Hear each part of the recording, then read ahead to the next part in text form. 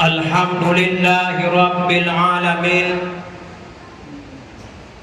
Wassalatu wassalamu ala Sayyidina Muhammadin wa ala alihi wa sahbihi ajma'in. Laqad ja'akum rasulun min anfusikum azizun alaihi ma anittum harisun alaikum bil mu'minina raufur rahim.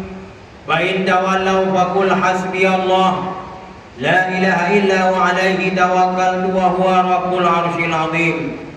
Wa qur rabbi adkhilni mudkhala sidqi wa akhrijni mukhraja sidqi waj'al li min ladunka sultanan nasira. Wa qul ja'al haqqu wa dhahaqal batil innal batila kana zahuqa.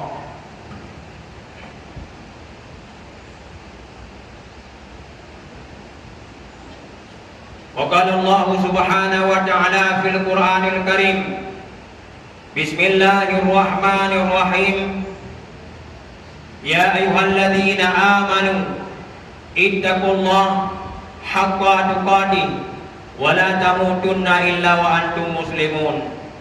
Wa qala Nabi sallallahu alaihi wasallam, buniyal islamu ala khamsin syahadati an la ilaha illallah wa anna Muhammadar Rasulullah wa iqamis shalah wa ita'iz zakah wa shaumi Ramadan wal hajjal baiti man istata'a ilaihi sabila.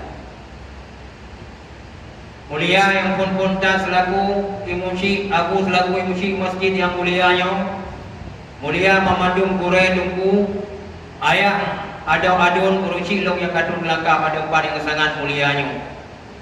Alhamdulillah. Singkat mandang kurusi long dalam wadah yang sangat singkat.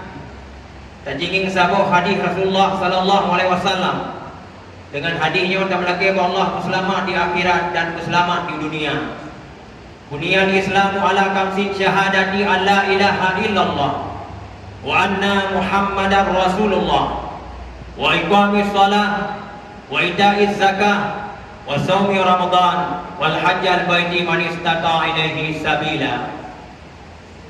Dibinakan akan Islam itu diadili 5 buah rukun. Yang pertama mengucap 2 kalimat syahadah. Persilun yang kedua sidang Jumat yang dirahmati Allah.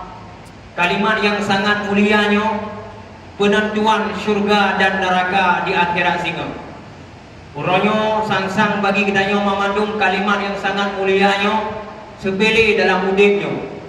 Tapi penentuan syurga dan neraka dengan kalimat yang sangat mulianya.